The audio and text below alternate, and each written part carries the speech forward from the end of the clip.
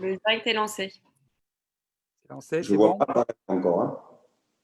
Dès qu'il apparaît à l'écran du CRIF, je prends la parole. Bonsoir à tous. Je voulais remercier ce soir Tal Brutman d'avoir accepté notre invitation.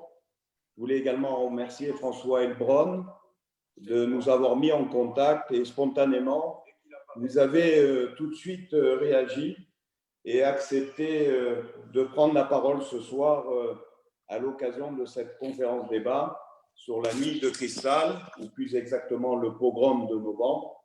Et on vous en remercie. Nous sommes fiers ce soir, le CRIF Marseille-Provence est fier de vous accueillir. Je vais tout de suite céder la parole à Gérald Attali qui va vous présenter, puis on vous laissera bien évidemment faire votre exposé. Merci. Bonjour à toutes et à tous. Il y a 82 ans, le 9 novembre 1938, décédait le secrétaire de l'ambassade d'Allemagne à Paris, Ernst von Rath, à la suite des blessures que lui avait infligées un jeune juif d'origine polonaise, Herschel Greenspan. L'événement était aussitôt utilisé par le ministre de la Propagande, Joseph Goebbels, qui déclenche sur tout le territoire du Reich une vague de pogroms restée dans l'histoire sous le nom de Nuit de cristal. Nous avons demandé à Tal Brutman de nous éclairer sur l'histoire de cet événement. Il s'est fait d'abord connaître par ses recherches sur la France de Vichy, en travaillant sur la collaboration à Grenoble et dans le département de l'Isère. Par la suite, ses recherches l'ont orienté vers l'extermination des Juifs et vers l'histoire de l'extermination des Juifs. Il en est devenu un des meilleurs connaisseurs. Il est membre de la Fondation pour la mémoire de la Shoah et il est l'auteur d'un ouvrage sur l'histoire de la mémoire d'Auschwitz qui fait autorité sur la question. Il travaille avec le mémorial de la Shoah, comme cela a déjà été dit. Nous allons lui laisser la parole pendant environ ou un peu plus d'une trentaine de minutes. Puis, les membres de la commission mémoire réunis autour de moi aujourd'hui lui poseront quelques questions. Je lui passe la parole tout de suite. Merci, merci pour l'invitation.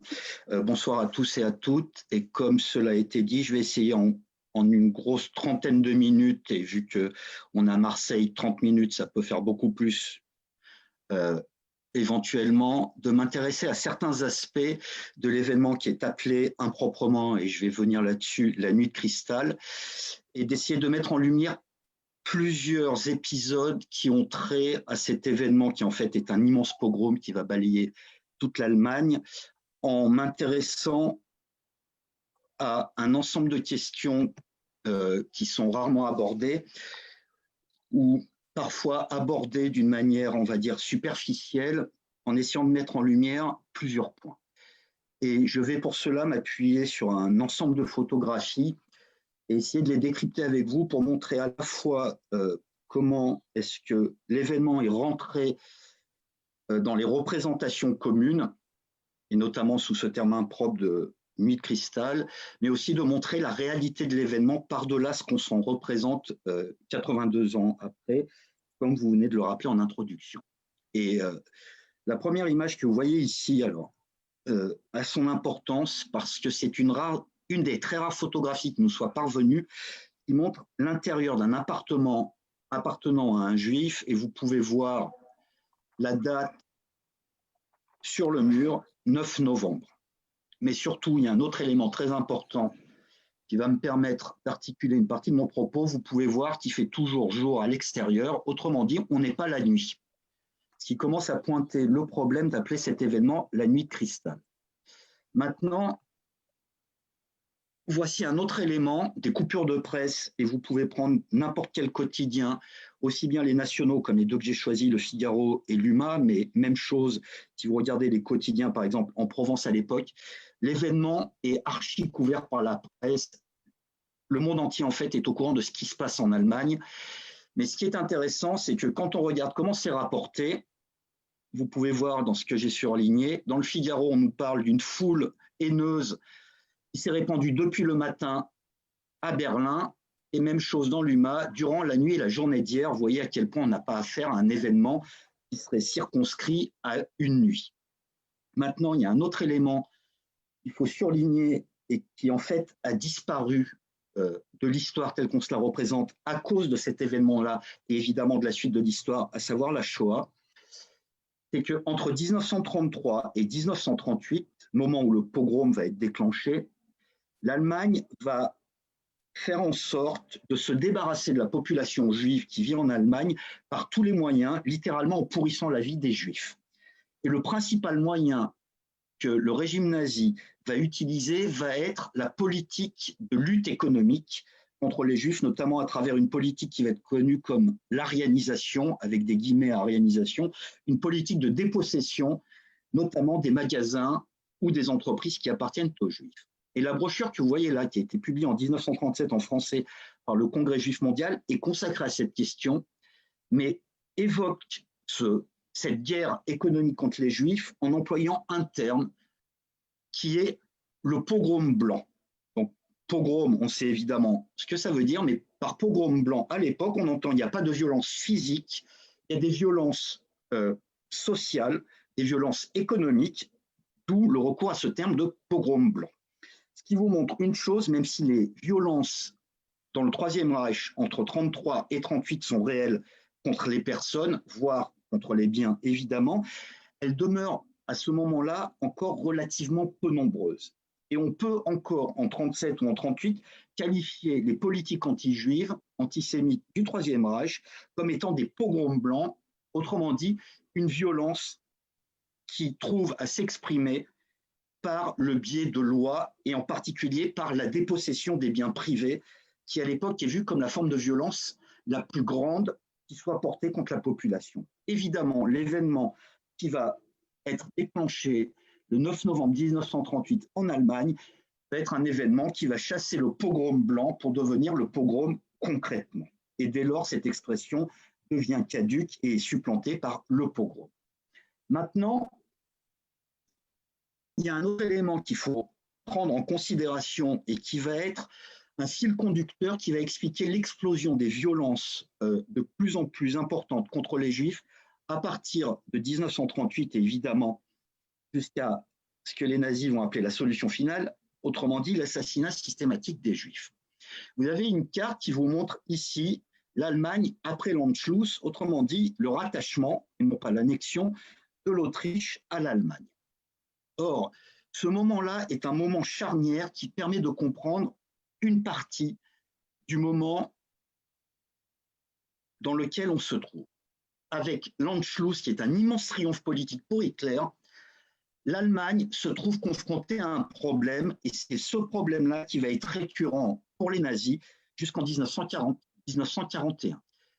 Immense succès d'un côté, et de l'autre côté, paradoxalement, énorme problème, 250 000 juifs autrichiens sont injectés en territoire allemand par l'annexion, le rattachement de l'Autriche. Autrement dit, l'immense triomphe politique et l'annexion de l'Autriche, le rattachement de l'Autriche, est contrebalancé par l'injection de 250 000 juifs autrichiens en territoire allemand, ce qui fait que toute la politique d'émigration forcée qui est poursuivie depuis 1933 est réduite à néant.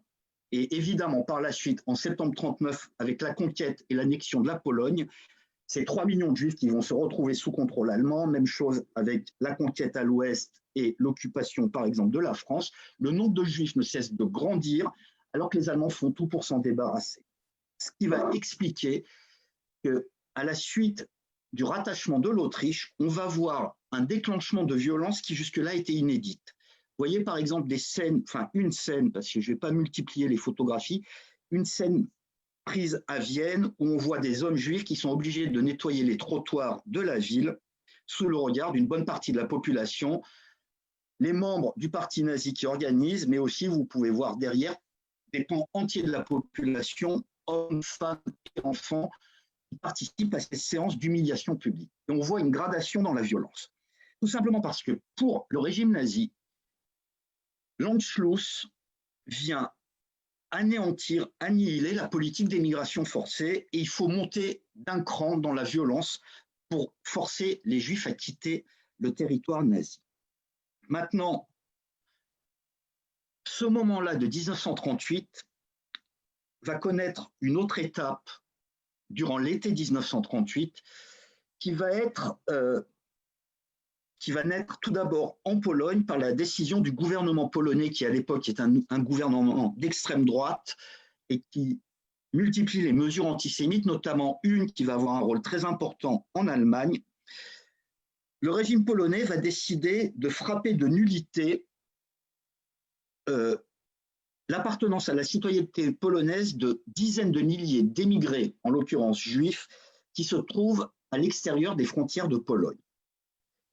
Ce qui va avoir comme contre-coup immédiat de pousser l'Allemagne, mais elle n'avait pas besoin de cela de toute façon, à se débarrasser en expulsant milliers de juifs polonais vers la Pologne avant qu'ils soient dénaturalisés du côté polonais, autrement dit, avant qu'ils ne deviennent apatrides et que l'Allemagne ne puisse pas les renvoyer vers leur territoire d'origine, entre guillemets.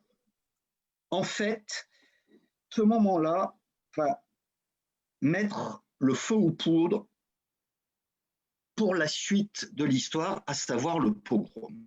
Vous pouvez voir ici des femmes juives qui ont été rassemblées en Allemagne le 28 octobre 1938. En fait, l'opération polonaise, comme les appellent les nazis, consiste en l'arrestation de environ 17 000 juifs polonais, mais qui se trouvent en Allemagne parfois depuis des décennies, qui sont rassemblés manu militari à travers tout le pays et qui vont être expulsés par train vers la Pologne sans même que la Pologne ne soit informée. Pour aller très très vite, voici une carte qui vous montre les opérations, comment elles sont organisées. Donc vous voyez tous les territoires allemands dans lesquels on arrête des juifs, on les embarque dans des trains et on les envoie vers la frontière polonaise, notamment sur deux villes polonaises, ou plutôt deux petites villes polonaises, Bytom au sud, et une autre ville qui se prononce Szboncin, donc vous voyez rien à voir avec ce que vous pouvez lire ici, qui sont des villes frontières. En fait, Szboncin, que je vais prononcer pour la dernière fois, s'appelle en allemand Bündchen. Elle sera par la suite annexée par le Troisième Reich après la conquête. Et ces milliers de juifs sont littéralement déversés du côté polonais. Et ils se retrouvent coincés dans un no man's land dans lequel les Polonais, le gouvernement polonais ne les laisse pas rentrer du côté polonais et les Allemands ont fermé la frontière derrière eux. Ils vont donc se retrouver dans une situation totalement hallucinante qui va provoquer, vous pouvez les voir rassemblés ici du côté polonais, qui va en fait mobiliser les organisations d'entraide juive, notamment le Joint, qui va dépêcher son délégué en Pologne qui s'appelle Emanuel Ringelblum, que je cite pour une raison simple. Emanuel Ringelblum est l'un des plus grands historiens polonais, juifs et polonais. Il va être à l'origine, dans le ghetto de Varsovie, de la création d'un mouvement de résistance qui va s'appeler l'Oneg Shabbos et qui va écrire l'histoire du ghetto. Et Ringelblum sera tué en 1944 par les Allemands. Mais vous voyez qu'on retrouve des individus très importants dès cet épisode-là. Parmi les expulsés figure un autre homme que certains d'entre vous connaissent éventuellement, qui s'appelle Marcel Reich-Reinecke, qui est devenu après la guerre, parce qu'il va survivre, qui va devenir après la guerre le Bernard Pivot allemand et qui va être le grand maître de la littérature allemande à la télévision pendant plusieurs décennies. Et puis, dernier nom important parmi ces personnes qui se retrouvent coincées à Bündchen, figure la famille Grinspan, qui était présente en Allemagne depuis 1911, mais qui a été expulsée. Alors très rapidement, vous pouvez voir les conditions dans lesquelles ces Juifs sont regroupés. L'immense majorité d'entre eux est hébergée soit dans une ancienne caserne polonaise, soit dans le lieu que vous avez sous les yeux, qui est en fait une fabrique de farine. Il n'y a strictement rien pour les accueillir et certains d'entre eux vont rester coincés dans ce no man's land jusqu'au déclenchement de la Seconde Guerre mondiale, jusqu'en septembre 1939. Donc vous voyez que cet épisode-là est loin d'être anecdotique, il est important par plein d'aspects. Vous voyez la distribution de l'aide alimentaire qui est coordonnée par Ringelblum, mais l'aspect le plus important, c'est l'acte que va commettre Herschel Grinspan, qui est ici pris en photo après son arrestation à Paris. Et le 7 novembre 1938, pour protester contre l'expulsion de sa famille ainsi que de ses 17 000 juifs d'origine polonaise, Herschel Grinspan va se rendre à l'ambassade d'Allemagne à Paris et abattre le troisième secrétaire d'ambassade, Ernst vom Rath. Et j'insiste là-dessus, étant donné que le vocabulaire est limité, il y a quand même une chose, l'acte n'est pas un attentat, puisqu'un attentat, ça renvoie à une autre réalité. Personnellement, je le qualifierais plutôt d'acte de résistance contre le Troisième Reich. C'est cet événement-là que le régime nazi va utiliser comme prétexte au déclenchement du pogrom. Il faut insister là-dessus, c'est un prétexte parce que énormément d'éléments qui ont été mis en lumière, notamment par les historiens allemands depuis de nombreuses années, montrent que le régime nazi était prêt à déclencher une vague de violence pour accélérer l'émigration forcée en raison de ce que j'ai évoqué précédemment, à savoir ce nombre de juifs qui ne baisse pas, notamment à cause de l'Anschluss. Donc tout était d'ores et déjà prêt pour déclencher ces violences et Goebbels, comme vous l'avez rappelé en introduction, va se saisir de l'acte de Greenspan et de la mort ensuite de vom Rath pour déclencher le pogrom. Et j'insiste là-dessus une dernière fois, le terme nuit de cristal est un héritage nazi dans la langue et l'événement qui est déclenché le 9 novembre 1938 est un pogrom. Ce qui vous montre aussi un immense problème qu'on trouve de façon récurrente dans l'histoire de la Shoah jusqu'à aujourd'hui. De nombreux événements demeurent qualifiés par la langue antisémite, la langue nazie, voire même la langue de Vichy, alors qu'on devrait vraiment faire attention. Et dire que cet événement-là n'est pas la nuit de cristal, ce n'est pas juste une façon d'ergoter ou d'avoir un débat intellectuel. Voici le territoire allemand et vous pouvez voir tous ces points verts qui indiquent où ont eu lieu des violences contre les Juifs. Alors, je vais très rapidement vous donner au fil de mon propos, mais 7500 entreprises de tout type vont être pillées et dévastées, 1200 synagogues et salles de prière vont être détruites, 30 000 hommes juifs vont être arrêtés et au moins 1 millier de juifs va trouver la mort dans différentes circonstances. Voilà les chiffres. Maintenant, derrière les chiffres, il y a tout un ensemble de réalités. Mais un des problèmes qui rejoint ce que j'ai pointé en ce qui concerne le vocabulaire ou le langage, c'est que l'événement est rentré dans la connaissance publique et ensuite dans l'histoire à travers des photos qui ont été faites par les nazis eux-mêmes. Et vous avez ici une photo qui vous montre la destruction de la grande synagogue de Hanovre en novembre 1938 et qui peut coller avec l'expression nuit de cristal. Et en plus, si vous faites une analyse très froide de cette photographie, elle est magnifique. C'est une photographie magnifique, très bien cadrée, réalisée par un photographe nazi professionnel. Et vous voyez que le noir de la nuit et la lumière donnent une scène splendide. En fait, on a là quelque chose de volontairement beau, puisque pour le régime nazi, l'événement est beau. On s'attaque aux Juifs, mais voilà une photo qui est nettement moins belle et qui est floue, mal cadrée, qui a été prise à Chemnitz le 10 novembre 1938. Elle est mal cadrée pour une raison très simple. L'auteur de cette photographie est un juif qui la prend clandestinement. Voilà la photo que fait un nazi en 1938. Voilà la photo que fait un juif qui essaie de documenter ce qui est en train de se dérouler en Allemagne nazie. Vous voyez que la perspective n'est absolument pas la même et ce qui est montré n'est absolument pas la même chose. Chemnitz en novembre 1938, voilà une photo de propagande qui vous montre la même scène quelques heures ou 1 ou 2 jours après, quand la synagogue est détruite définitivement par les autorités locales. Et vous pouvez voir la scène avec toute une partie de la population qui vient regarder ce qui est en train d'être réalisé par les autorités allemandes.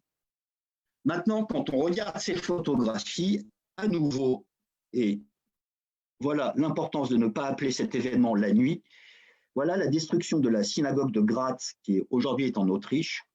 Vous voyez que ça se déroule de plein jour, l'incendie débute à peine.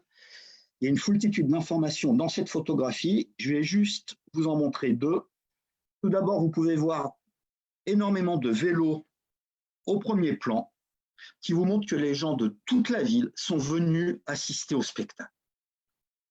L'événement qui est en train de se dérouler implique des pans entiers de la population dans la destruction des biens, mais voyez qu'une autre partie, encore plus importante, vient littéralement assister au spectacle.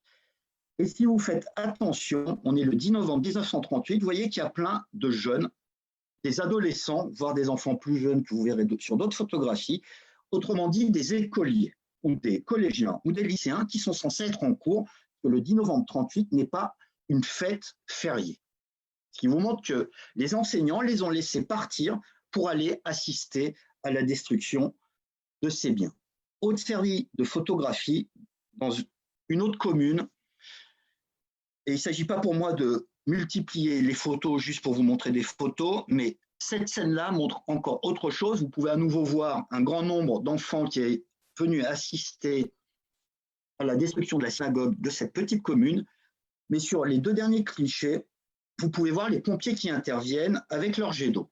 Avec cependant une chose, les jets d'eau n'ont pas pour vocation d'éteindre l'incendie de la synagogue, mais de protéger le bâtiment qui appartient à des Allemands juste à côté.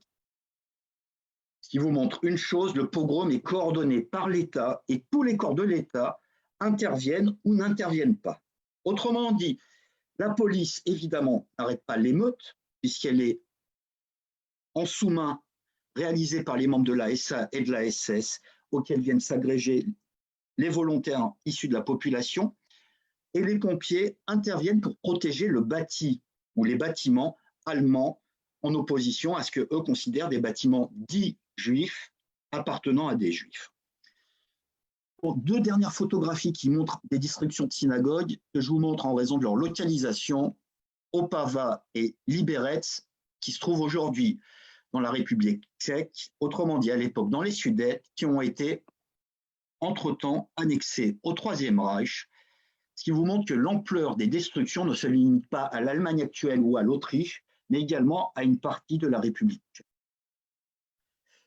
Et une grande partie de ce qui se trouvait à l'intérieur des synagogues a été détruit en place publique, et vous voyez qu'on a rassemblé à nouveau les écoliers des villes et des villages où se déroulent ces destructions pour mettre en scène ces destructions.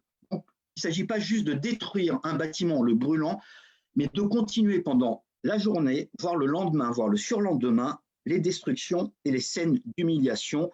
Même chose en Basse-Saxe, où vous voyez un membre de la SA avec derrière les écoliers du village. Autre dimension, la destruction des entreprises. Donc vous avez vu les photos qui montrent la destruction des lieux de culte. On estime que les 2/3 au minimum des lieux de culte dans le territoire du Troisième Reich à l'époque ont été détruits, c'est-à-dire environ 1200 synagogues et lieux, salles de prière sur environ 1600 à 1800 lieux de culte qui existaient à l'époque. Deuxième aspect, la destruction des entreprises. Et vous voyez un ensemble de scènes à travers l'Allemagne, aussi bien à Berlin, à Magdebourg, à Munich. Et vous pouvez voir que les émeutiers se sont acharnés, par exemple, sur les enseignes. Celle-ci se trouve à quasiment 4 mètres de haut, on l'a allègrement détruite. Même chose ici, où le magasin au centre a été ravagé, mais autour, vous voyez qu'il n'y a pas de destruction. Vous pouvez voir ici un opticien dont même l'horloge qui sert d'enseigne a été systématiquement détruite. Même chose sur ce magasin dont la devanture a été intégralement pillée. Autre scène où vous voyez qu'à nouveau, tout a été systématiquement détruit sur ce magasin, mais aussi sur celui de son voisin. Et à nouveau, une autre devanture qui a été intégralement vidée. En fait, voici une dernière photographie sur laquelle je vais m'arrêter quelques minutes parce qu'elle permet de montrer énormément de choses. D'abord, vous pouvez voir que contrairement aux autres photographies, et je vous en remets quelques-unes, celle-ci est une photo clandestine, puisque vous pouvez voir que le photographe qui se trouve au premier étage de l'immeuble qui se trouve en face du magasin qui a été pillé, ou qui est plutôt en train d'être pillé, se cache derrière des pots de fleurs et donc prend cette photo clandestinement. Ce qui nous montre qu'on a affaire à quelqu'un qui n'est pas ni membre du parti nazi, ni un sympathisant qui se sentirait libre de prendre cette photographie, mais soit un opposant, soit voire même un juif. Sauf que cette photo a une histoire très particulière parce qu'elle a été retrouvée dans les archives du photographe personnel d'Adolf Hitler, à savoir Hoffmann. Sauf qu'on sait que Hoffmann, ce jour-là, ne se trouve pas à Berlin, mais à Munich, dans le cadre de célébration du régime nazi. Et on sait par ailleurs que Hoffmann avait comme dada de se faire remettre les photos qui avaient été saisies chez les opposants ou chez les juifs par la Gestapo. Donc on peut établir sans problème que cette photo n'a pas été prise par Hoffmann, qui d'ailleurs ne se serait pas caché pour la prendre. Maintenant, la scène qui est photographiée est extrêmement intéressante pour tout un ensemble de raisons. D'abord, si vous faites attention à l'enseigne, on a affaire à un magasin qui vend des biens cultuels juifs. Ce qui pose une question, pourquoi est-ce qu'on a une foule d'Allemands qui viennent piller un magasin qui vend des biens cultuels juifs?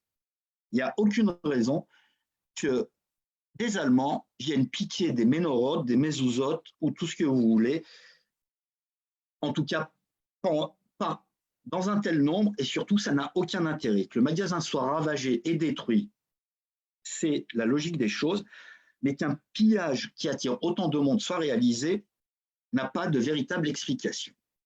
En fait, l'explication, elle se trouve devant nos yeux. Vous pouvez voir ici une pub pour des cigarettes qui s'appelle Juno et ici pour des cigarettes qui s'appellent Saba. Alors, il y a une marque qui est une marque de cigarettes très peu chère, l'autre une marque de cigarettes très onéreuse. En fait, le magasin que vous avez sous les yeux vend en plus des articles cultuels et culturels de fait, des cigarettes qui sont l'objet du pillage.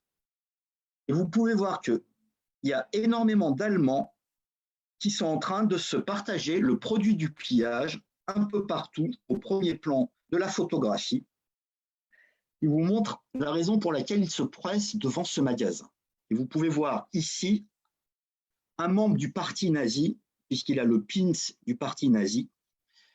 Mais l'autre élément qui est très intéressant, c'est que vous ne verrez aucun uniforme, ni de la police, ni de la SS, ni de la SA. Vous voyez que c'est vraiment la populace, la foule qui vient réaliser ce pillage.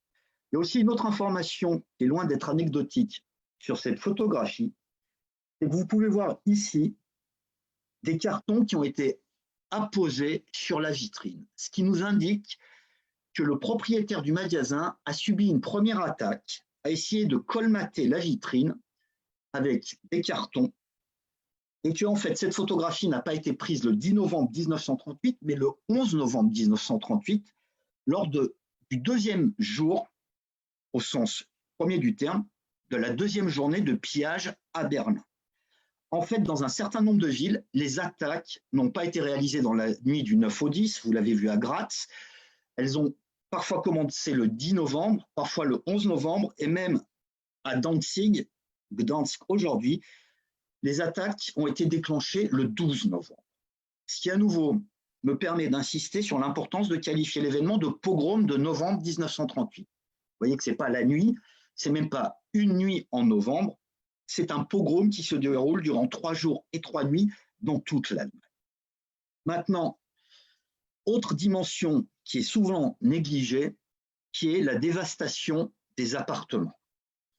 Vous voyez ici un appartement à Vienne qui a été photographié par son propriétaire et un autre appartement qui a été photographié à Mannheim par la famille Bauer. Vous voyez que tout a été systématiquement détruit par les gens qui ont envahi l'appartement. Il y a plusieurs historiens allemands qui travaillent sur cet aspect aujourd'hui et qui estiment que dans certaines villes d'Allemagne, 85% des appartements ont été détruits. Vous voyez, les 2/3 des synagogues, environ 7500 magasins sur les 9000 qui sont encore la propriété de juifs en 1938, et j'insiste là-dessus, à l'époque, la politique de spoliation, ce que les nazis appellent l'arianisation, bat très largement son plein depuis des années. Et vous voyez, il ne reste plus que 9000 magasins appartenant à des juifs. 7500 ont été détruits, quasiment 90%, et jusqu'à 80% des appartements ont subi des destructions massives. Et voilà l'appartement Bauer. Enfin, dernier aspect de ces violences qu'on peut illustrer par une série de photos qui ont été prises dans la ville de Baden-Baden. C'est l'arrestation massive de 30 000 hommes juifs. Alors, jeter les chiffres un intérêt relatif si on ne les met pas en regard d'un certain nombre d'éléments. Je vous l'ai dit en ce qui concerne les synagogues, les magasins, les appartements, vous voyez qu'on a affaire à une proportion colossale. De la même manière, ces 30 000 hommes juifs qui sont arrêtés à partir du 9 novembre 1938 constituent à l'époque environ 10% de la population juive d'Allemagne, puisqu'on estime qu'en 1938, il reste entre 300 000 et 400 000 juifs présents en territoire allemand. 30 000 hommes juifs qui vont être arrêtés à travers toute l'Allemagne et dont le sort va avoir une importance considérable, et ça va me servir de conclusion par la suite. Mais je vais m'arrêter quelques minutes sur la série de photos qui ont été prises à Baden-Baden. Vous pouvez voir ici un groupe constitué de l'essentiel des hommes juifs qui se trouvent alors à Baden-Baden, des hommes juifs adultes, environ 85 hommes qui ont été arrêtés et rassemblés à la suite du déclenchement du pogrom le 10 novembre 1938. Le bâtiment que vous voyez en arrière-plan est l'hôtel de police de Baden-Baden où ils ont été regroupés. Mais vous pouvez voir à quel point le pogrom est organisé par l'État allemand, que vous voyez que la foule s'est massée en nombre, que les hommes ont été sortis par l'arrière du commissariat de police. Ils sont encadrés d'une part par l'ASS, les uniformes noirs que vous pouvez voir ici ou là, mais aussi par la police allemande régulière. Vous pouvez voir ici un membre de la police allemande ou encore au second plan, ainsi que par des membres de la police secrète, ce qu'on connaît sous le nom de Gestapo. Donc vous voyez que toutes les forces de police de l'État nazi sont présentes. Autre élément non négligeable, vous pouvez voir ici un groupe de très jeunes écoliers. Autrement dit, ils ont été sortis de leur école pour être amenés au spectacle. Et vous pouvez voir ici un autre groupe de jeunes adultes qui sont assis au balcon. Autrement dit, toute la scène a été organisée par les autorités de la ville pour humilier les hommes juifs que vous voyez encadrés ici. Ces 85 hommes constituent un quart de la population juive qui se trouve encore présente à Baden-Baden, puisqu'on estime qu'en 1938, il reste environ 260 juifs à Baden-Baden. 260 hommes dont vous voyez qu'à une exception près, ici et une autre là, aucun ne porte un chapeau, ce qui en fait est un ordre qui vient d'être donné par les SS aux hommes juifs d'enlever leur chapeau. Il est interdit de se couvrir, ce qui constitue une forme d'humiliation, puisque vous voyez que tous les hommes qui les regardent, eux, portent un chapeau. En fait, on commence à les humilier dès la sortie de l'hôtel de police. Les hommes qui se trouvent au premier rang doivent porter une pancarte humiliante, évidemment, avec un slogan antisémite. Et à nouveau, vous pouvez voir que la population est présente sur tout le parcours. En fait, les hommes juifs sont promenés à travers toute la ville de Baden-Baden avant d'être emmenés vers la synagogue de la ville.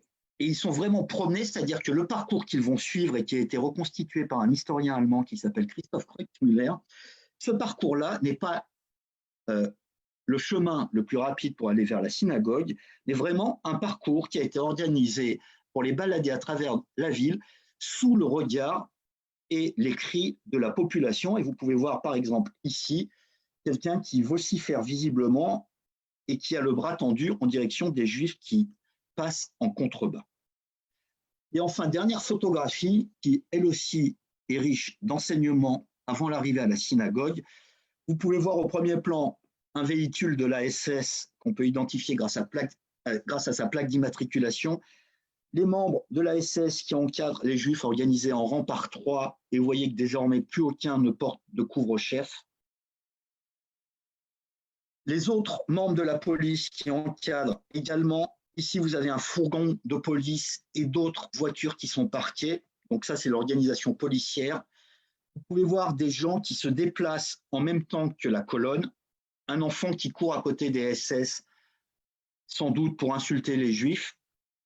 d'autres enfants qui sont présents, encore des vélos en nombre qui montrent que les gens ont accouru pour regarder la scène. Ou autre exemple, vous pouvez voir ici un groupe d'hommes en blanc, ce sont des boulangers qui se trouvaient dans une boulangerie qui est en dehors du cadre de la photo, mais dont les annuaires indiquent la présence dans cette rue en 1938, qui ont arrêté de travailler, ils ont arrêté de s'occuper de leur fournée, ils sont venus regarder le spectacle.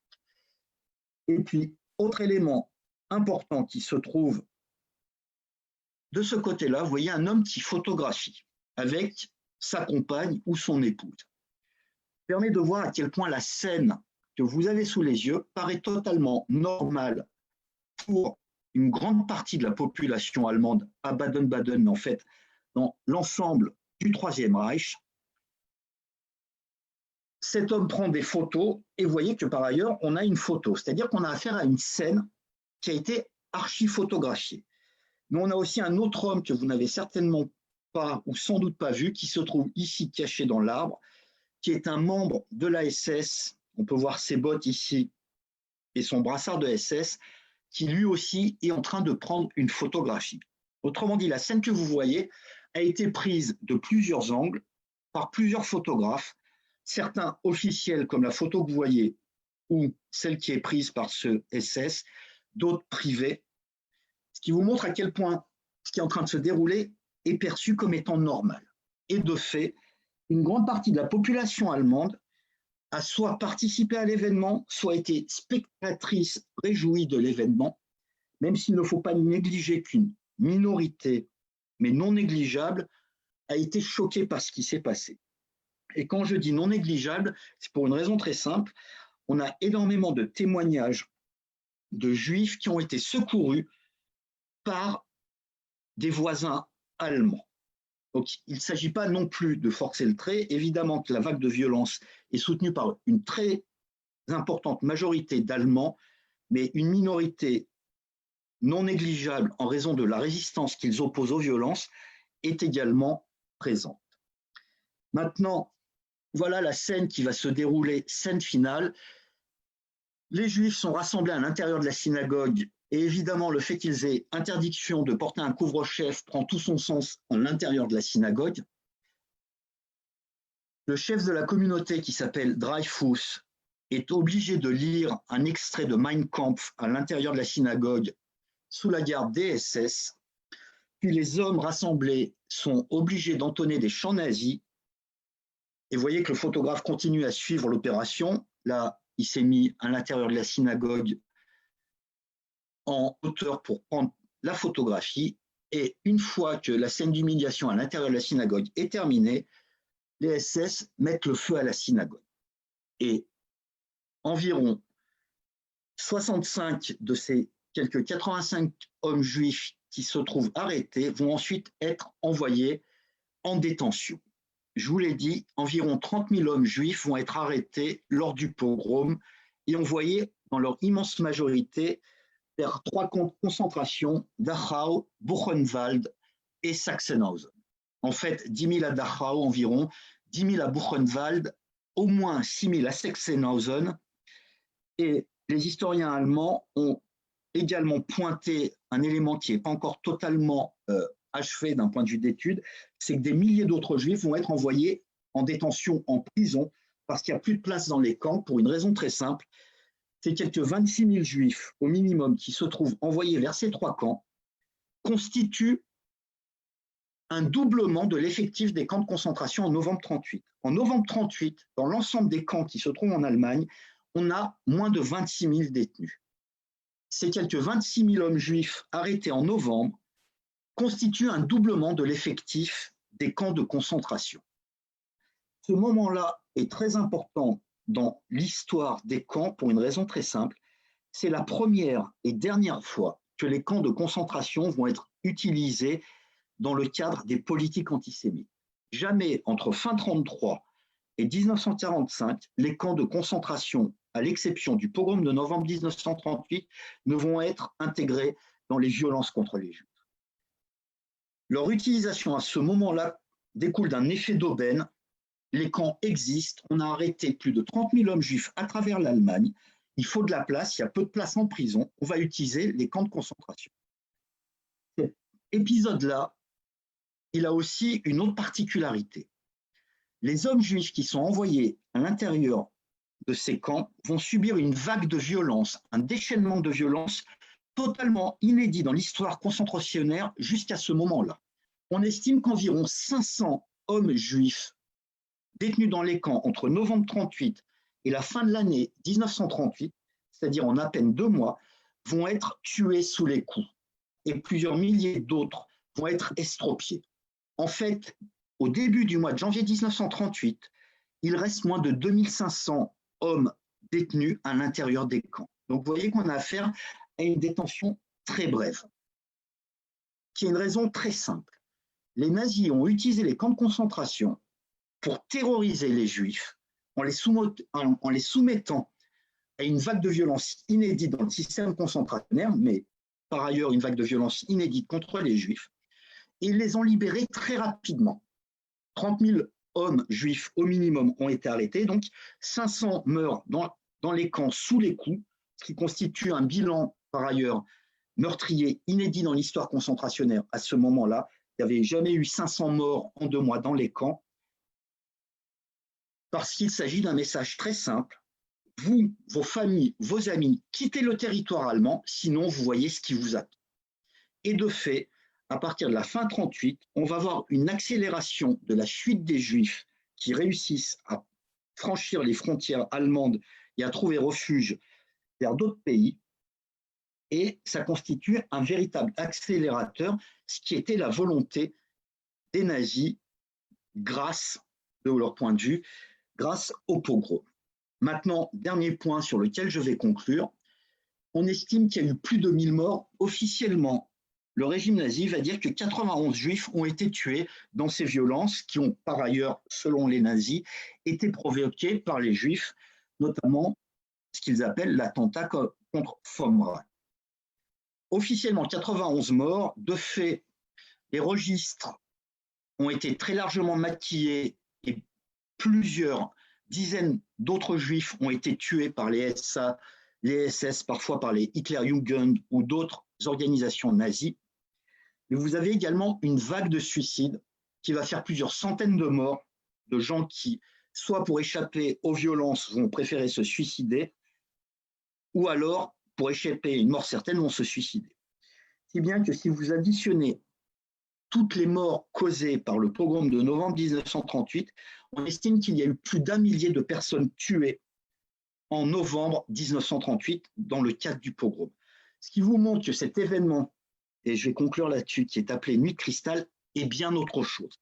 C'est un immense pogrom qui balaye tout le territoire allemand tel qu'il existe en 1938, à savoir l'Allemagne, l'Autriche et les Sudètes, autrement dit une partie de la République tchèque actuelle. C'est une destruction de très larges pans de propriétés qui appartiennent encore aux Juifs à l'époque, mais c'est aussi un moyen pour les nazis de forcer, d'accélérer l'émigration de la population juive. Et je vais m'arrêter là en vous remerciant et en laissant la place aux questions. Micro. Un grand merci à vous, Tal Brutman, pour cet exposé particulièrement bien documenté. J'ai tout particulièrement apprécié l'analyse des images que vous avez proposées. C'est vrai que beaucoup de ces images, enfin certaines de ces images plutôt sont connues, on les trouve ces images.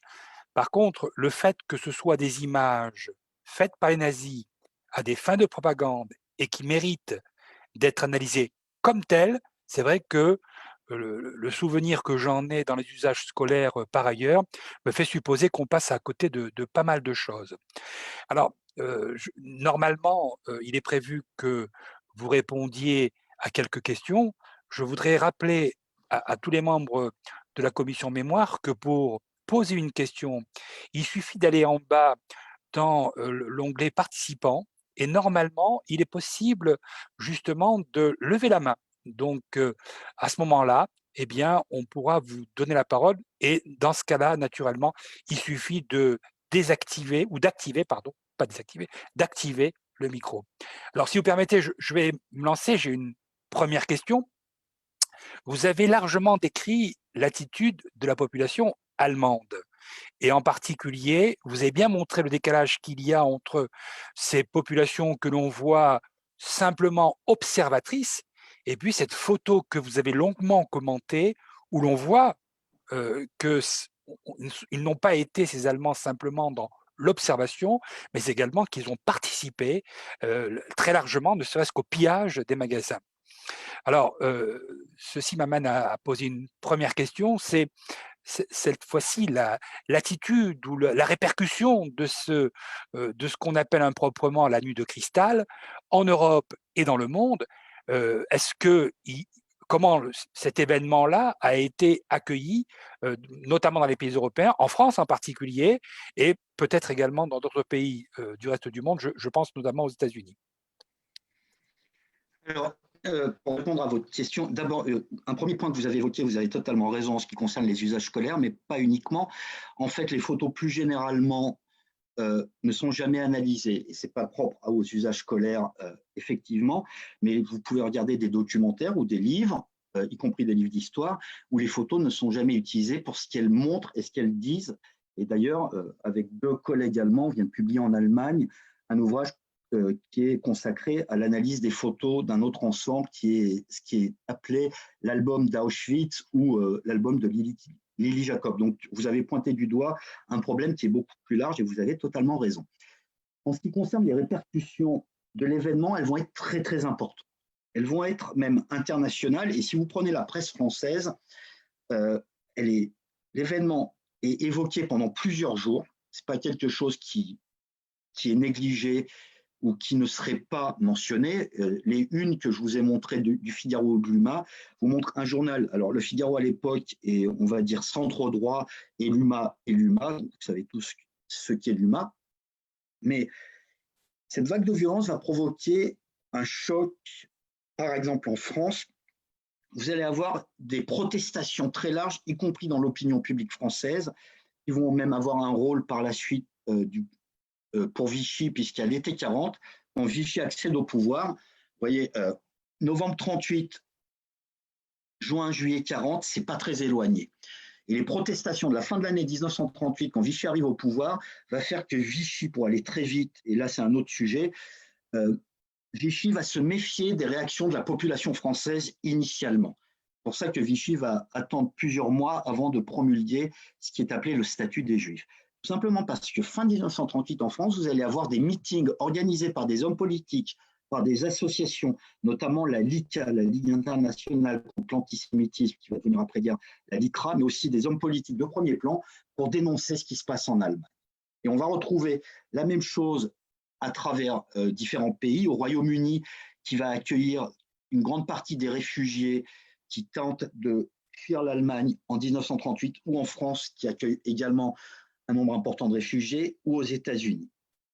De fait, ça va aussi avoir une autre répercussion, c'est que le lendemain du déclenchement du pogrom, le régime nazi va convoquer une réunion sous l'égide de Hermann Göring, qui est en gros le ministre de l'économie pour aller très vite, qui va estimer qu'il est totalement anormal que les assurances allemandes aient à payer les dégâts causés par les Juifs, et donc il va imposer une amende d'1 milliard de Reichsmark contre la population juive pour rembourser les dégâts, pour pas que les assurances n'aient à les payer. Et à nouveau, cette amende du milliard, on va la retrouver à 2 reprises pendant la Seconde Guerre mondiale en France, une à Paris, fin 1941, qui va rentrer dans l'histoire sous le nom d'amende du milliard. La même chose en Tunisie, au moment de l'occupation allemande de la Tunisie, fin 42, début 43, où à nouveau une autre amende d'1 milliard va être imposée. Donc vous voyez que l'événement va générer énormément de choses qui vont irradier littéralement pendant plusieurs années durant la guerre. Du côté de Vichy, en raison des réactions de l'opinion publique, et du côté des nazis comme méthode punitive. Maintenant, globalement, cette vague de violence, elle va aussi montrer au régime nazi que une telle vague de violence est réprouvée par l'opinion publique internationale, et que pour s'attaquer aux Juifs fin 38, début 39, il faut procéder autrement, d'où le recours à l'émigration forcée. Donc vous avez énormément d'enjeux qui découlent de ce moment-là, Et rentrer dans le détail de tout ça, ça se ferait repartir sur 1 heure de discussion. Donc, j'ai essayé de tout ramasser en quelques minutes. De main levée, j'espère ne pas me tromper. Donc, je vais poser une question suivante, mais elle est apparue sur le chat, donc je vais vous la poser. L'événement qui sert de point de départ, le déclencheur de ce qu'on appelle improprement la nuit de cristal, c'est ce qui se passe à Paris avec justement entre Herschel Greenspan et Ernst von Rath. Est-ce qu'on sait ce qu'est devenu Herschel Greenspan? Est-ce qu'il y a eu un procès? Comment ensuite cet événement-là a été traité? Alors, d'abord, j'insiste sur une chose, ce n'est pas le déclencheur, c'est le prétexte. Un déclencheur, ça serait une cause mécanique. Tout à Là, fait. c'est le prétexte qui est utilisé par les nazis, ce qui n'est pas exactement la même chose, et il faut vraiment insister là-dessus. Alors, le sort d'Herschel Greenspan est baigné d'ombre. Il va y avoir d'abord un procès organisé par les autorités françaises, et Greenspan va être défendu par un des plus grands avocats de l'époque, Mauro Giaferi, qui va se battre bec et ongles pour son client. Greenspan est détenu. Quand les Allemands arrivent en France, ils vont tout faire pour se saisir de Greenspan, qui constitue un enjeu pour eux. Goebbels veut organiser un procès spectacle contre Greenspan, mais la mécanique va s'enrayer à cause d'un moyen de défense que Mauro Giaferi a essayé de développer avant la guerre. Vom Rath était homosexuel, et donc Mauro Giaferi a tenté de dérouler ce fil-là en voulant expliquer qu'en fait, on a affaire à un règlement de compte entre amants et que donc le geste de Greenspan n'est pas un geste politique, mais ce qu'on qualifiait à l'époque dans le droit français de crime de passion, crime passionnel. Sauf que Greenspan va refuser becs et ongles et il revendique la dimension totalement politique de son acte. Greenspan ne connaissait pas, et ça a été démontré avant la guerre et après la guerre, ne connaissait absolument pas Vom Rath. Il a battu le premier représentant de l'État nazi qu'il a trouvé dans l'ambassade. Mais la fiction que Mauro Giaferi a voulu mettre en place pour défendre son client va être reprise au pied de la lettre par le régime nazi ensuite, au grand courroux de Goebbels, puisque le ministère de la Justice va prendre acte de l'homosexualité effective de Vom Rath et donc imputer une relation entre Greenspan et Vom Rath, et donc inculper, entre autres inculpations, Greenspan du paragraphe 175, autrement dit le paragraphe allemand qui condamne l'homosexualité. De ce fait, Goebbels ne peut plus organiser son procès à grand spectacle, puisque ça veut dire qu'un représentant de l'État nazi était homosexuel, et ça va venir sur la place publique. Et donc Goebbels va décider de continuer la détention de Greenspan en camp de concentration, et ensuite le sort de Greenspan est ignoré, c'est-à-dire qu'il est mort en détention à Sachsenhausen, a priori, mais on n'a pas de preuve de la date de son décès. On sait qu'il est mort, mais on ne sait pas exactement quand, voire même on ignore avec exactitude le camp où il serait mort. La dernière trace qui a été retrouvée, c'est Sachsenhausen. Voilà le sort de Greenspan. Il y a une question sur le chat qui apparaît également. Gérald, si tu veux bien la lire, concernant la dame qui pose la question sur les photos où n'apparaissent pas ni les enfants ni les femmes. C'est-à-dire elle remarque, alors je n'ai pas tout à fait remarqué, j'ai vu au tout début des photos où les femmes et les enfants apparaissaient. Elle pose la question pourquoi les femmes et les enfants n'apparaissent pas sur les photos. Voilà, c'est vrai qu'on les voit peu. Moi, je trouve qu'on les voit souvent, les femmes et les enfants. Oui, moi aussi. Vous avez des femmes et des enfants ici, des femmes et des enfants ici, même chose ici. Elle parlait des juifs qui étaient raflés. Ah, parce qu'il y a uniquement des hommes juifs qui ont été arrêtés en 1938. Uniquement des hommes en général. Ils ont arrêté très largement l'ensemble des hommes juifs, y compris des adolescents, et ceux qui ont été envoyés en détention sont dans la fourchette 18 à 65 ans. Par exemple, si vous prenez Baden, Je vais retourner sur les photos de Baden-Baden. Parmi les 85 hommes qui ont été arrêtés, je vous l'ai dit, il y en a environ 65 qui vont être envoyés en camp. Donc, vous voyez, une vingtaine va être libérée, les plus âgés, ou alors les plus jeunes qui ne seront pas, eux, envoyés vers la détention. Très bien. Ok. Alors, il y a Emmanuel, s'il veut bien réactiver son micro, il a une question à vous poser. Alors, bonsoir Tal Broutman. Très intéressant à exposer donc, sur les photos. Je voulais qu'on parle un petit peu des ressources documentaires très récentes qui ont été mises au jour ces dernières années, notamment celles qui ont été proposées par cette jeune femme sortie un petit peu de nulle part, dont vous devez avoir entendu parler, qui s'appelle Elisheva Avital, et qui a publié par Twitter, et ça a fait le tour de la planète ensuite, des documents qui proviendraient probablement de la Gestapo de Fürth pendant la saisie de livres de prière, de Talmud et ensuite de l'incendie de cette synagogue qui, à ce jour, est l'une des plus documentées. Alors, la question que je pose, c'est est-ce qu'on pourrait aujourd'hui se dire qu'on renouvellerait largement le stock avec de nouveaux matériaux documentaires? Et si oui, est-ce qu'il ne serait pas question très rapidement de faire des appels à travers la population en Allemagne, en Autriche ou dans les Sudètes pour récupérer ce matériel avant qu'il disparaisse définitivement? Tout d'abord, votre question, elle pose tout un ensemble de problèmes. D'abord, une grande partie des photos, et Gérald l'a dit tout à l'heure, pour partie est connue, celle de Baden-Baden. Si vous regardez sur Internet, elles sont archi-présentes. Mais une autre grande partie, beaucoup plus importante, qui est disponible, n'est jamais utilisée. Je ne pense pas que, déjà, celles-ci, vous les ayez déjà vues, et ce sont des photos très particulières parce qu'elles ont été prises par les victimes, mais toutes ces photos-là sont rarement utilisées. On a une abondance de photographies qui documentent cet événement-là. Ça pose un deuxième problème, vous l'avez dit, celles qui ont été diffusées sur Twitter ont été prises par la Gestapo. Autrement dit, on a toujours la perspective des nazis. Les photos que vous voyez là, ce n'est pas la perspective des nazis, c'est la perspective des victimes et elles nous disent autre chose. En soi, et j'insiste là-dessus, les photos que vous avez évoquées sont très importantes, elles nous documentent un moment, évidemment, il ne s'agit absolument pas de les négliger. Sauf qu'on en revient toujours, quand il s'agit de l'histoire des persécutions antisémites contre les Juifs, à des photos faites par les bourreaux et pas des photos faites par les victimes ou ce qu'on pourrait appeler des bystanders, des spectateurs.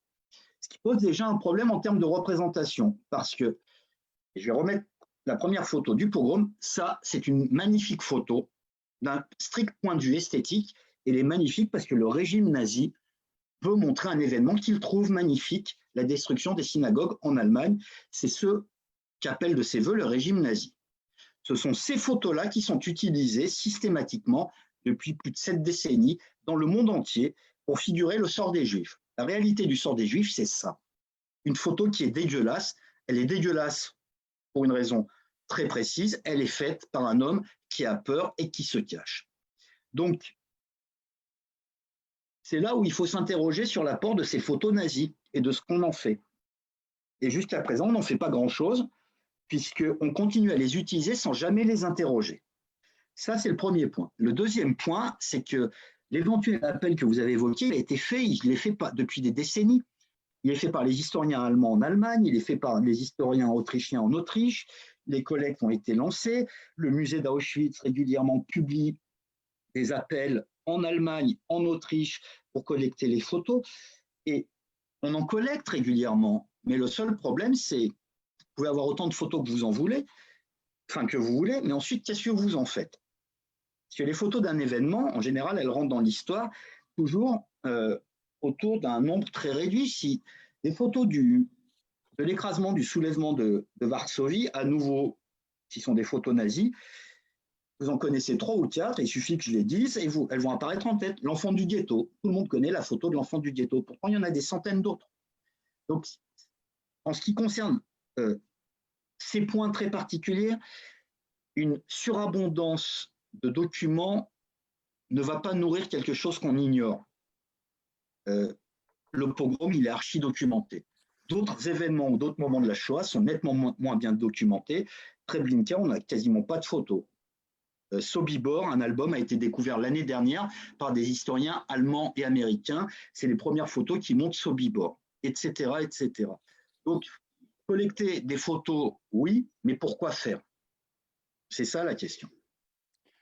Très bien, merci. Alors, il y a une question sur le chat, puisque je ne vois pas de main levée, donc je vais poser la question qui apparaît sur le chat. Et en même temps, je vais je vais en poser une seconde, mais qui est liée à cette première. D'abord, vous avez longuement insisté sur l'appellation de nuit de cristal pour la critiquer. La question qui est posée, c'est quand apparaît-elle?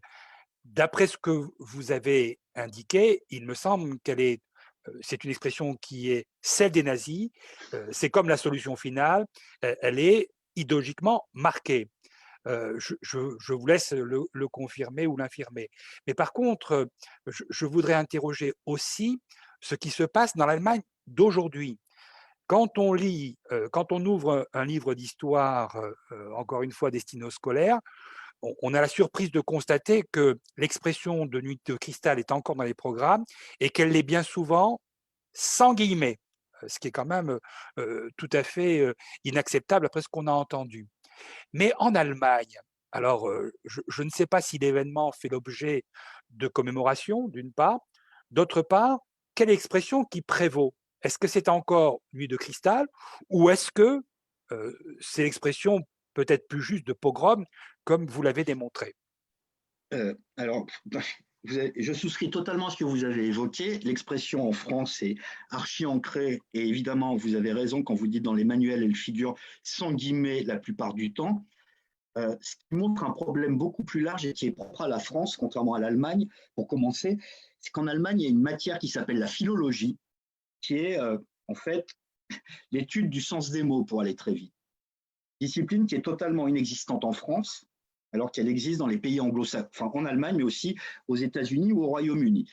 En France, en histoire en particulier, mais pas que, enfin, on le retrouve aussi dans les médias par exemple, il n'y a aucune réflexion sur l'usage des mots. Si bien, et vous l'avez dit, solution finale a très longtemps été utilisée sans qu'on voit de problème. Nuit de cristal est utilisé sans qu'on voit de problème. Le terme d'arianisation, qui littéralement dans la langue nazie veut dire décontaminer, rendre littéralement à rien, a été utilisé, continue à être utilisé sans guillemets, ni même sans réflexion. Et on peut multiplier les exemples. Sur la politique de spoliation, ce qu'on appelle l'arianisation, on parle des biens juifs. Est-ce que vous avez déjà vu un bien, un immeuble, un magasin, un appartement, aller voir un rabbin pour devenir juif? Non, il n'y a pas de biens juifs. Il y a des biens qui appartiennent aux juifs. Sauf que dans la langue antisémite, un bien est contaminé par son propriétaire, il devient juif. Ça, c'est la logique antisémite et la langue antisémite qui en découle. Vichy va l'utiliser, va mettre en place une politique d'arianisation des biens juifs. Ça, c'est le phrasé de Vichy. Mais ce vocabulaire-là va rentrer dans la langue française et être utilisé jusqu'à aujourd'hui sans qu'on s'interroge sur la signification de ces mots-là. Et on continue à le véhiculer. Et en ce qui concerne Nuit de cristal, en fait, je ne fais que reprendre les travaux des historiens allemands qui ont disqualifié Nuit de cristal. Le terme apparaît en 39-40 dans la langue nazie. Et si vous regardez pareil, la presse de fin 38, on parle de pogrom. Les organisations juives vont publier des brochures qui dénoncent le pogrom. Ce sont les nazis qui inventent cette expression. On la retrouve d'une façon attestée dès 40, mais par écrit. Autrement dit, on peut supposer qu'elle commence à être à l'oral avant 40. Elle va s'implanter. Elle va s'implanter en Allemagne et ensuite dans le monde entier. Et les historiens allemands, depuis une trentaine d'années, privilégient plusieurs appellations. Celle qui est la plus intéressante est le pogrom de novembre. Alors, certains parlent du Reich, enfin du pogrom du Reich de novembre ou de la nuit du pogrom. Mais si on utilise nuit, vous voyez qu'on tombe toujours dans le même travers. On circonscrit l'événement à une périodicité qui est beaucoup plus courte que l'événement lui-même. Donc, en fait, ça vient de réflexions des historiens allemands qui ont un attachement très particulier au sens des mots et dont nous, en France, on devrait aussi se prévaloir à un moment et faire attention à ce sens des mots.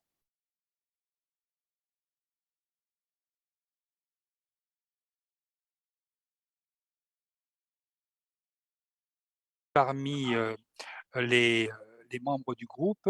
J'espère ne pas me tromper. Je vous propose une ultime question, si vous permettez, et puis ensuite, je laisserai à Bruno Benjamin le soin de quelques mots de conclusion. Ma question concerne, c'est pas une question, c'est finalement un constat. C'est que votre exposé, l'analyse que vous avez faite de la nuit de cristal, montre que l'image que l'on donne très souvent d'une histoire de la Shoah inscrite dans une continuité partant de l'arrivée d'Hitler au pouvoir jusqu'à 1945, cette histoire, en fait, est marquée par toute une série d'événements, de rebonds, qui font que, contrairement à ce qu'on imagine, les choses ne se sont pas décidées dès 1933. Et en particulier, il m'a semblé quand même que ce que vous avez apporté comme élément, notamment au début de votre exposé, où vous avez indiqué que eh bien, ce qui arrive en 1938 avec l'Anschluss contraint le régime nazi, qui est au pouvoir depuis 5 ans, à modifier sa politique antisémite. Ça traduit justement le fait que, à cette date, certaines choses, si l'idéologie est antisémite, malgré tout, la politique qui est mise en œuvre à l'encontre des Juifs, elle, est l'objet de toute une série d'ajustements et qui tient compte justement d'un contexte à la fois national et international. Est-ce que cette analyse vous paraît juste au terme justement de l'exposé que vous avez fait et des questions qu'on vous a posées? D'une part, vous avez totalement raison et il n'y a rien à reprendre dans ce que vous venez d'évoquer. Je me rends juste compte que je n'ai pas répondu à une partie de votre question précédemment sur les commémorations en Allemagne. Oui. Le pogrom est archi commémoré en Allemagne, en particulier à Berlin, par exemple. Vous avez énormément d'activistes, d'associations allemandes, et pas d'associations communautaires juives, d'associations allemandes qui organisent un ensemble d'événements. Donc, il faut vraiment insister là-dessus. En France, l'événement ne s'est pas déroulé en France, mais il y a vous avez organisé ce soir une soirée. J'ai une amie qui est militante antiraciste, qui a organisé régulièrement une veillée à Paris autour du pogrom. Donc, il y a des initiatives qui se rattachent à ce moment-là, qui est un moment fondamental dans les violences antisémites. Mais vous l'avez pointé, il faut le souligner, l'idée de l'assassinat en masse des Juifs, de ce qu'on va appeler la solution finale, ou la Shoah, n'est pas née en 23 ou en 33, ni même en 39 ou en 41. Le pogrom n'est pas une préparation de ça. La solution finale, telle qu'on l'entend, commence effectivement fin 41. L'assassinat de masse des Juifs commence en juin 41 avec l'invasion du RSS dans un certain nombre de territoires. Entre juin 41 et fin 41, vous avez des politiques d'assassinat dans différents pays, en URSS, dans la Pologne occupée, en Serbie, mais ce n'est même pas encore l'événement qui va devenir la Shoah, c'est-à-dire l'assassinat de tous les Juifs, là où les Allemands peuvent s'en saisir. Et il faut être très clair là-dessus. Les nazis sont violemment antisémites. Le régime nazi met en place une politique antisémite qui n'a aucun équivalent dans l'histoire quand il arrive au pouvoir. Et c'est quelque chose qu'on a perdu de vue parce qu'aujourd'hui, c'est l'antisémitisme nazi qui est le plus largement partagé. Mais on a perdu de vue que vous avez différents types d'antisémitisme. Et je ne suis pas du tout en train de vous dire qu'il y en a un qui vaut mieux que l'autre, mais l'antisémitisme du régime de Vichy en 40 n'est pas l'antisémitisme nazi, par exemple. Et ça, on l'a perdu de vue à cause de la fin de l'histoire, c'est-à-dire la solution finale, d'une part, et l'appropriation à travers le monde entier de l'antisémitisme nazi. Cet antisémitisme qui prend le pouvoir en 1933, c'est ce que l'historien américain Shaul Friedlander va appeler un antisémitisme rédempteur. C'est quelque chose qui n'a aucun équivalent dans l'histoire, qui fait que les Juifs chez les nazis sont responsables de tout. Et si vous retirez l'antisémitisme, il n'y a pas de nazisme. Par contre, si vous prenez l'équivalent avec la France, la révolution nationale de Vichy, vous retirez l'antisémitisme authentique de Vichy, il n'y a aucun doute là-dessus. Vichy est virulemment antisémite, vous retirez l'antisémitisme, il reste un programme politique. Vous n'avez pas ça en Allemagne, si vous enlevez l'antisémitisme, il n'y a plus rien. Le nazisme n'existe plus. Sauf que les nazis, initialement, même si ça ne les gêne pas de tuer des Juifs, ne veulent pas tuer tous les Juifs. Ils veulent d'abord les chasser violemment du territoire allemand. Ensuite, ils vont imaginer à partir de fin 1939 de les déporter au sens de déplacer massivement, y compris de façon meurtrière. Mais l'assassinat de masse ne commence à être réalisé qu'à l'été 41 et l'assassinat généralisé à travers toute l'Europe et même en Afrique du Nord, parce qu'il y a énormément de documents qui nous montrent que c'est projeté et en Tunisie, ça va commencer à être réalisé. Dans le Caucase, qui n'est pas en Europe, ça va commencer à être réalisé. Cet assassinat-là n'est mis en place qu'à partir de la fin 41, début 42, c'est-à-dire décembre 41, janvier 42. Je vous remercie. Une ressource peut-être, et puis je laisse la parole à Bruno Benjamin. Alors d'abord, merci à vous et de votre invitation et de l'attention. Une ressource en français sur le sujet, malheureusement, je n'en connais pas. Il y a plusieurs ouvrages allemands qui sont disponibles en allemand. En anglais, évidemment, il y a peut-être, enfin, si en français, on peut se tourner vers l'étude magistrale de Shaul Friedlander, Les années de persécution, qui est le premier volume de son étude, Les années de persécution, les années d'extermination. Je vous remercie. Merci à vous. Je voulais juste dire un petit mot avant de vous remercier. Vous venez d'exprimer très clairement le fait que les Allemands n'ont pas voulu tuer l'ensemble des Juifs, mais qu'ils voulaient surtout les déplacer. Et d'ailleurs, il y a la une du Los Angeles Examiner du 23 novembre 1938 qui titrait en disant « Les nazis alertent le monde, les Juifs seront éliminés si les démocraties ne les évacuent pas ». Qu'est-ce qui a fait, c'est une question, hein, qu'est-ce qui a fait que ces démocraties n'aient pas réagi pour faire en sorte de créer les conditions du sauvetage du peuple juif, notamment ceux qui étaient en Allemagne, et puis bien évidemment avec l'histoire, ceux qui étaient dans l'Europe de l'Est. Voilà, j'aurais voulu avoir votre réponse sur ça, en tous les cas, si vous pouvez le faire. Je peux le faire. Je vais le faire de façon ramassée parce qu'on pourrait passer des heures là-dessus. Bien sûr. Et je vais le dire d'une façon qui peut vous choquer a priori, mais sur laquelle il faut réfléchir. C'est une fausse question, à mon sens, pour une raison très simple. Alors d'abord, il faut insister sur une chose.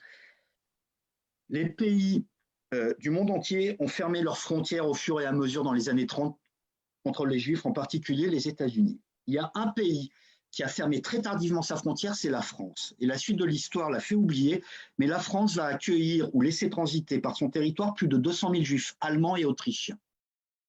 Et ça, on l'a oublié à cause de Vichy. Ça, c'est le premier point. Le deuxième point, qui en fait est là où j'ai un problème avec cette histoire, et de fait, évidemment, il aurait fallu pousser les démocraties à accueillir les Juifs. Mais il y a quand même un problème, et qui vous montre à quel point les violences antisémites ont fini par biaiser notre raisonnement. Il est devenu naturel d'accepter que les Juifs soient chassés d'un territoire où ils vivent depuis des siècles, voire des millénaires. Les Juifs allemands sont allemands. Ils n'ont pas à fuir le pays où leurs ancêtres sont nés, où ils sont nés, de la même manière que les Juifs français sont français, et que si demain un régime antisémite veut pousser les Juifs de France hors de France, ceux qui ont la légitimité, ce sont les Juifs français ou les Français juifs, et pas le régime antisémite. Or, c'est très bien que le Los Angeles Examiner fasse cet appel. Mais la vraie réponse aurait été, comme Mandel le souhaitait, comme Blum le souhaitait, ou d'autres, Marx Dormois, de faire la guerre aux Allemands, au régime nazi. Ce n'est pas la fuite des Juifs qui est la solution à l'antisémitisme, c'est la mise à bas des antisémites. Et cette idée que, effectivement, on peut parler de la responsabilité des démocraties, mais il y a une première responsabilité, qui est celle des nazis, ou plus largement des antisémites. Et un Juif n'a pas vocation à quitter le territoire où il vit, parce qu'il y a des antisémites. Et il faut insister là-dessus, les Juifs allemands, certains ont fui, une grande partie a fui, mais là où c'est très difficile à entendre, parce qu'on connaît la fin de l'histoire, il y en a qui ont choisi de rester, en tout cas jusqu'au pogrom. Ils ont fait le choix de rester parce qu'ils pensent que le régime nazi va disparaître. Ils ont tort, mais c'est toujours facile de connaître la fin de l'histoire quand on est en surplomb. Ils ont choisi de rester parce qu'ils pensent que les nazis vont se lasser de s'attaquer aux Juifs, ou que sais-je. Ce sont ces gens-là qui, d'une certaine façon, ont raison. L'histoire leur a donné tort, mais ils sont allemands. Pourquoi est-ce qu'un Allemand devrait quitter l'Allemagne parce que son régime a décidé que les Juifs n'avaient pas leur place en Allemagne? La place des Juifs, c'est là où ils ont décidé de vivre, comme pour tout autre groupe, toute autre minorité qui est la cible de racisme, là c'est l'antisémitisme d'État, etc., etc. Et le fait d'avoir intégré cette question comme norme, c'est-à-dire qu'une population est persécutée, elle n'aurait donc qu'à fuir, revient en fait à faire porter la responsabilité sur d'autres que sur les acteurs de la persécution. Or, il faut poser en préambule, en préalable, que non, les Juifs allemands sont allemands et ils n'ont pas quitté le territoire allemand. Merci Tal.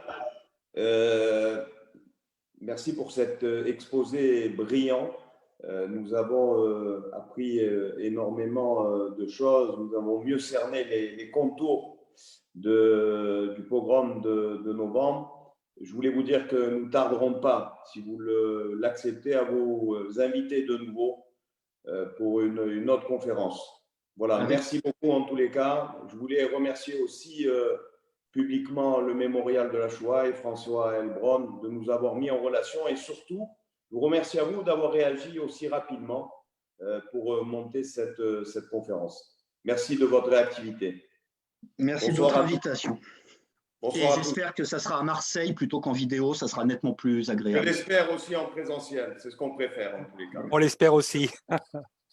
Bonne soirée à tous. Bonne soirée.